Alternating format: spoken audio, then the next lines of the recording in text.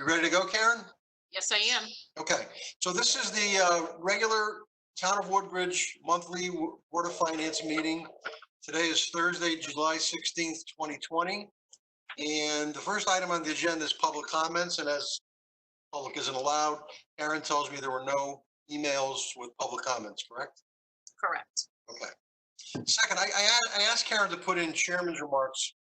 I just wanted to clarify a few things that have been coming to me. I think some of them were as a result of an article in the newspaper. There's a lot of confusion about grant lists, the mill rate, tax cuts. Nobody seems to quite grasp how this all happened. Were this not a reval year, there would have been there was a 1% reduction in expenses, the amount of money raised by taxes. So there would have been clearly, if without a reval, everybody's taxes would have gone down by 1%, but that's not the case because of the reval. Some people's values went up, which would necessitate a tax increase. Some went down, which would necessitate a tax decrease. Some hardly got changed. So, I mean, I looked at mine. Mine is just about the same because my assessment went up a little bit. But basically, for people who have asked me, grant list went down by $40 million on the reval. So with absolutely no change in the budget, the mill rate has to go up because the mill rate is a function of the grant list and the budget. So if the mill rate goes down and the budget stays the same, we need to have a higher mill rate to raise the same amount of money, but your taxes wouldn't go up based on that. We did, in fact, some people don't seem to agree with it, but we did, in fact, reduce the expenditure side of our budget by more than 1%. And so the savings on that are depending on your assessment value. So I know it can be confusing, and like I said, the year that we have a cut, it's by the revaluation. In fact, we did cut. We will spend 1% less in the current year, 2021, than we did in 1920. However, there's a caveat to that. With this pandemic, who knows? Who knows if we're going to get hit with expenses and that we're going to have to somehow cover. We're hopeful that the budget we presented will work, but there's absolutely no way of guaranteeing that because we just don't know if there are going to be mandates made of the Board of Ed or whatever. So that's going to remain to be seen. But we're hoping that we did in fact hit a good budget. The only other thing I wanted to mention was for those of you on the Board of Finance who aren't aware, the Board of Selectmen created an ad hoc budget committee made up of Sandy Stein, Joe Dye, and Joe Crisco. So you look at the budget, and I haven't been able to pull any minutes. They haven't posted any minutes yet. But based on their agenda, the last agenda, I guess they're going to make a budget recommendation. And my guess is that based on conversations I've heard, they're going to ask the departments to probably tell them, what would you do if we cut your budget by 5%? Just throwing that out as an example. Now, I'd just like to reiterate what I said at, I don't remember if it was the preliminary budget hearing, the fake one, or the fake town. 75% of our budget is taken up by 4 accounts: Woodbridge Board of Ed, Amity Board of Ed, debt service, and fringe benefits. You cannot cut those 5%. Boards of Ed are by state statute guaranteed at least the same level of funding that they had in the prior year. So you can't cut the Boards of Ed by 5%. You certainly can't cut debt service by 5%, or we won't be able to pay our debt. And you can't cut fringe benefits because those are negotiated contracts. So basically, if you're talking about cutting 5%, that's going to be one of the things they're going to be looking at. Talking about cutting 5% from all the other departments in town, which we have basically trimmed and trimmed and trimmed. I've said this before. I would never support hammering these other departments again. They've done their part, and the Boards of Ed have gotten their share. Let me share this with you. I believe both Boards of Ed are expecting increases this year. I know I've heard comments at Beecher, well, we took a 0 this year, so we're going to expect an increase this year. And I know Amity is going to have a tough year. They're going to have an increase. So again, I don't know what the ultimate objective of this committee is, but we'll see. They're going to make a recommendation, and I assume we're going to meet as a group Board of Finance, Board of Selectmen to discuss it. But my feeling is that, you know, the vast majority of people in this town do not have kids in the school system. So to grant the schools everything and then cut all the other departments that service the vast majority of people who don't have anybody in the schools doesn't seem right, nor does it seem fair to me to go after these same departments that we've been going after year after year. So my vote would always be to, the directive we always gave on budgets was, give us your best, honest, reasonable budget, and we'll talk about it. Don't give us some pie in the sky budget with a 15% increase. Give us a good, honest budget, which has always worked for me anyway. I think our departments have done a marvelous job of coming in with honest budgets. So let's see where it goes, and I'm sure, like I said, we'll have a meeting at some point to discuss whatever they come up with. So, does anybody have any comments on any of that? Okay. We'll go to item 3, which is Administrative Officer, Director of Finance report. Tony. Thank you, Matt. So we have a preliminary year-end result. It's a surplus of about $550,000. That's a $400,000 contribution from fund balance. Really means that we have an actual surplus to our fund balance of $150,000 approximately. So there's that brings our fund balance to $6.5 million, or just about 13% of our annual expenses. Our taxes are still projected to be at about $150,000 deficit. That's held pretty steady. The charge for services has a deficit of about $80,000. Most of that is the $100,000 shortfall in recreation fees, but we do have some surpluses in other accounts to make up for that. Our interest income is about $60,000 shy of the budget. And state grants actually came in at a surplus of $140,000, mostly due to additional ECS revenue. We have a number of positions that were eliminated from the budget that created surpluses in many departments, as you are all well aware. The Selectman's office was one. There's a $38,000 surplus there. The delay of the primary caused a surplus in registrar of $25,000. Police had 2 vacant officer positions, which were eliminated. That's a $45,000 surplus in police. $32,000 in building official due to the hiring of a part-time building official instead of a full-time official. In Public Works, we eliminated the mechanics position, so there's $60,000 surplus there. Waste Management, as you will see later on, has a deficit of $45,000, largely due to increased bulky waste and recycling costs. Human Services has a surplus of $50,000. There is currently a vacant senior center director position. There was elimination of some part-time staff. Recreation, due to the cancellation of most spring and early summer programs, has a surplus of about $110,000. Library, due to its closure, has a $70,000 surplus, and benefits is about $30,000 surplus. That was higher earlier in the year, but we are starting to see some of the unemployment claims come in, and so that's reduced it by about $30,000. And finally, this analysis contemplated a $96,000 surplus from the Board of Education, but that is currently at 104, according to the information we just received. So those are some of the highlights of the fiscal year. I do want to mention that on the tax deferral program, one of that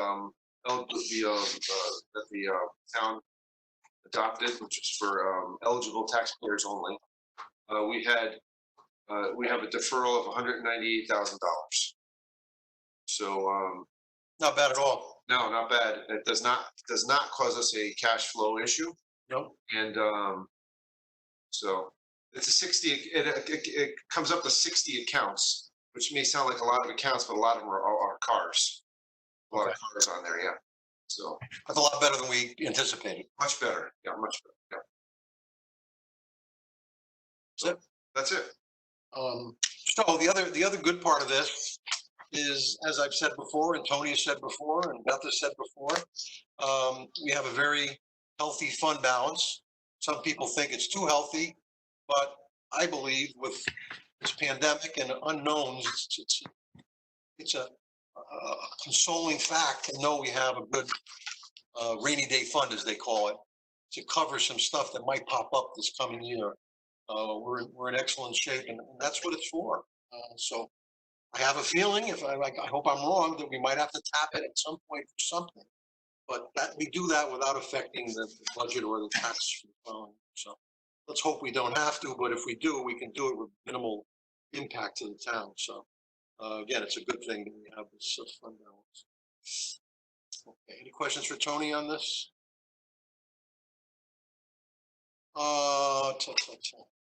Status of the budget, the audit. We've been doing which is interesting, a virtual, this week is their week for their testing and their compliance review, and it's been virtual. So we've been doing all of that this week, and so far it's been going well. They would do a statistical sampling of our payables and our tax counts, our payroll, and a couple other things, and they look for compliance with regulations and proper procedures, all that stuff. Okay, Woodbridge Board of Ed financial report, you basically, yeah, they kept a portion of it, but thankfully we were able to come to an agreement, and we're going to return 104, Tony, is that the? 104,830. Right, which is a good thing. As we all know, they could have said, you know what, we're going to spend it all.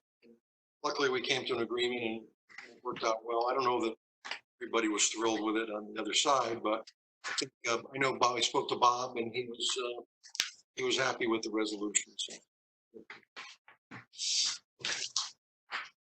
Moody's credit opinion. We have this in front of you, and if you've read it, I'm sure Tony wants to. I don't know. If Tony wants to comment on it, or should I? I just want to give some background on it. Okay. So whenever we issue debt, we get a Moody's credit opinion, which is basically the main goal of the credit opinion is to essentially, as it indicates, give a credit analysis in terms of our credit risk and that risk on to the bondholders who purchased the bonds.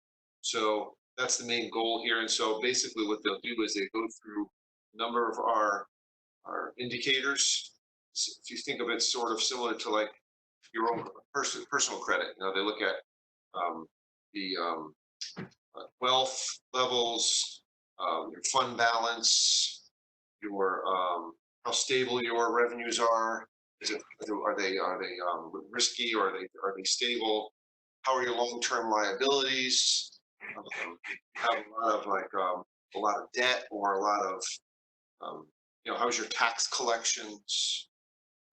How are your policies, your budgeting? Do you consistently have surpluses, or do you have deficits? So it looks a number of items, and so our credit rating is AAA, which is the top, the highest rating yet. The other thing to look at is the rating outlook, which is typically, unless you have a catastrophic event, you either get a stable, which means things are good. You can get a negative outlook, which means, if you don't correct a few things, you can get downgraded. Or if you're not at the top step, you can get a positive outlook, which means you're on your way to an upgrade. In this case, ours is stable, which is what you'd hope for in a AAA rating. I do want to comment that while they think that our fund balance is a high percentage, there are a lot of communities with higher percentage fund balances, including I know some 15, 18, 20%. Ours is around 13. I just thought I'd mention that. I'm assuming, will this be put on the town website at some point? We could. I know it's a public. I think people. It's on Moody's website. I know. Yeah, but I think people reading this, the credit strength, stable fund balance and cash, reliance on stable property tax revenues, manageable long-term liabilities. I think it's an excellent report. Obviously, it's AAA, so they must have seen something good. Very little negative The negative relates to the tax base. tax base and the grand list, right? Yeah, I said to a couple of people, you pick up the newspaper and the town of Ansonia, somewhat neighboring town, they're developing a huge project downtown, millions and millions of dollars that are going to raise hundreds of thousands of dollars in taxes. The same goes for just about every town around us, probably with the exception of Bethany. And, we just don't have that. We are reliant on residential taxes, and there really is nothing out there that we're going to be able to put our finger on to develop development or whatever. I mean, the one chance or the one obvious one was the country club, but that got put down. And so, I mean, we can't really do much. You can't really do much in the way of lowering taxes or whatever when you have absolutely no commercial tax base, or rather no increase in the commercial tax base. So it's just something we have to live with, that the vast majority of our taxes come from residential. So this report is very, very positive, and the outlook too. The outlook is very stable. So I think it's a credit to you, Tony, and to the boards of selectmen, boards of finance, and it's just town is being well run, and there's no One other problem. thing, Matt, I want to just comment that, one of the things that's most difficult for towns to get a handle on are the longer term liabilities, namely healthcare, retiree healthcare, which we've eliminated. Yep. Debt, which I think we've done a good job of controlling. Yep. And pension. We're in the state MERS pension. So, so that's an area that we pay particular attention to. Okay. Anybody, anything on this?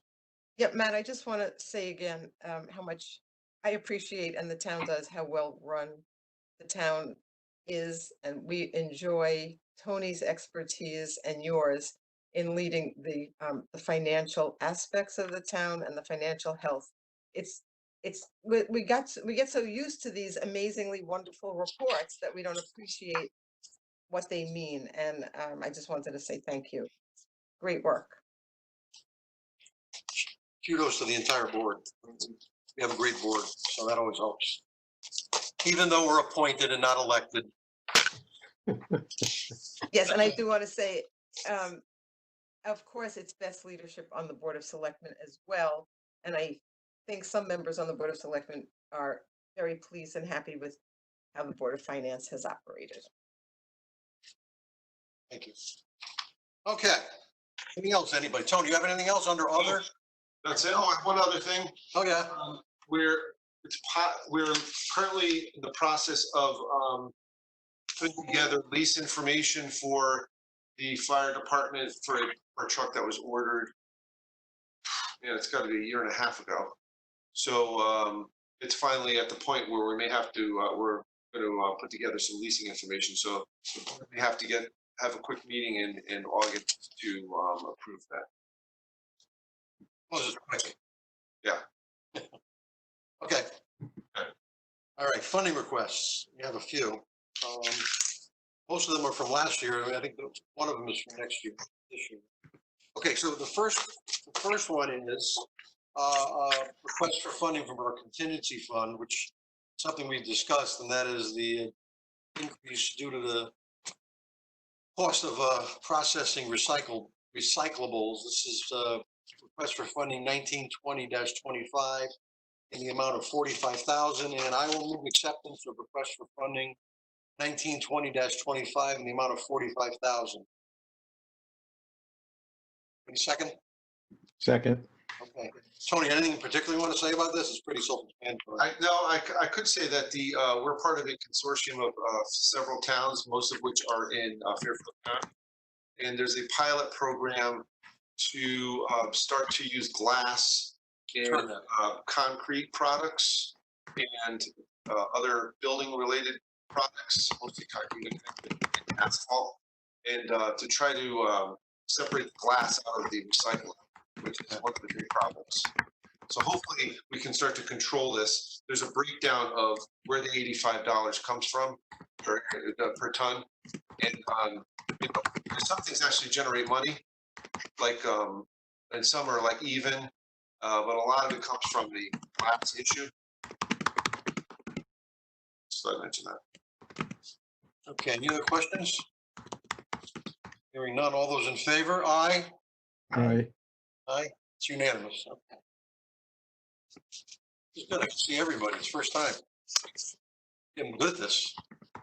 Okay, next is again, a 1920 request. It's for, Second, Matt. I'm sorry. under budgeting natural gas, so I'll move acceptance of request for funding 1920-26 in the amount of 30. Matt, this is Beth. Is somebody Yeah. typing or something? What's that? Is someone typing or something, or is Yeah, I it? hear somebody typing. Yeah, I muted myself, so I know it's not me because I was typing, but it No, just, it's not me. okay, I'm gonna mute again. it's, okay. Sounded Okay. like actually a calculator. Yeah, if everybody could go on mute. I'm gonna it mute would again. really help. Okay, do I have a second on this one? I second. Okay. Any discussion? Again, this is just to correct the budget shortage of 3,400. Everybody's okay with this. All those in favor? Aye. Aye. Aye, everybody? Paul, did you come up? Oh, yeah, you're frozen. You're frozen, Paul. Okay. Next is, again, request for funding 1920-27, and it's for a roof repair project that was cut from the 21 capital budget in the amount of 7,500. I'll move acceptance of request for funding 1920-27 in the amount of 7,500.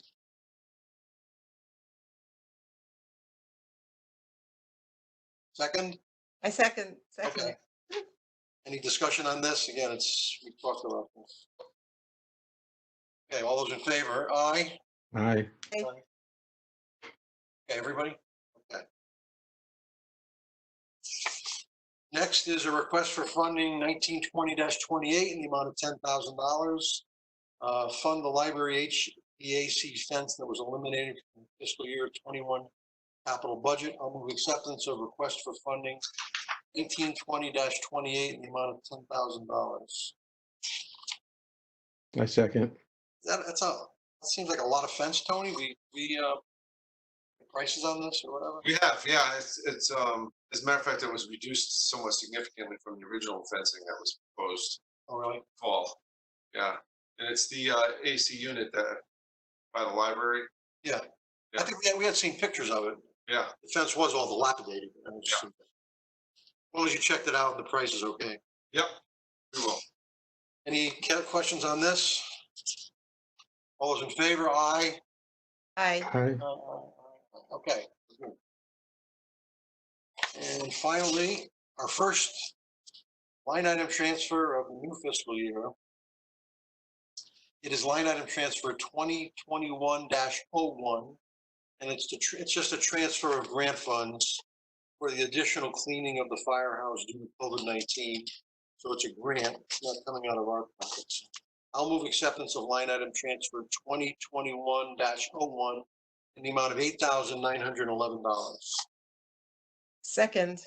Any discussion on this? All those in favor? Aye. Aye. Aye. Oh, you're late. Come on, Paul, get with it. Okay, that is it. All right, next, approval of minutes. We have in front of us the minutes of our June 18th, 2020 meeting. I will move acceptance of the minutes of Board of Finance meeting of Thursday, June 18th, 20 as presented. I'll second. Okay, are any corrections or adjustments or anything? Hearing none, all those in favor? Aye. Aye. Okay, good.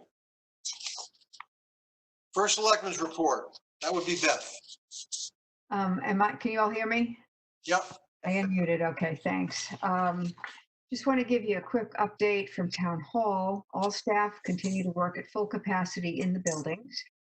which do remain closed to the public. Town business is being completed either by email or telephone, or if absolutely necessary, by appointment only for curbside or drop off. Our staff remains healthy, knock on wood, Tom, again, and continue as they have during the pandemic to do a wonderful job taking care of all of our citizens. The latest update this morning from Police Chief Frank Cappiello, which he has from QVHD regarding Woodbridge's numbers, is 130 positive COVID-19 cases and 34 COVID-19 associated deaths. The good news about these numbers is they have been stable since June 30th, 2020. There has been no change in 2 weeks, and I hope I don't wreck it by saying that. It's just been very, very good. We finalized the membership of the 2030 task force and got an agreement from those members that are going to serve on this committee. If you remember in March, I told everyone that we were going to be working on creating a group of town leaders and business owners to work on ways to grow our grand list and make sure our town continues into the future, remaining fiscally stable. As I said in March, I think we need a comprehensive big picture plan of how to move forward. We also need to continue to seek ways to lower taxes and become more attractive to new business. See the name 2030, it's going to take a while. Let's see. Okay, I envision this committee recommending new policies, possibly making recommendations to zoning, a marketing campaign, capital infrastructure, and other ideas that might help our town. This committee will include Chris Dickerson, who's a local business owner and former member of the Board of Selectmen, Board of Finance member Susan Jacobs, Rob Klee, chair of the Town Plan and Zoning Commission, Garrett Luciani, who is vice president at People's United Bank in Woodbridge, and chair of the Economic Development Commission, Jeremy Rosner. I'm also working to create a committee to examine equity and diversity in Woodbridge. Following last month's Black Lives Matters rally and walk, I was moved to action to look at ways to make Woodbridge a more welcoming, equitable, and diverse town. I hope to announce the membership of that group to the Board of Selectmen next month. I'm also excited to announce that the Ad Hoc Community Council will be holding a virtual community conversation.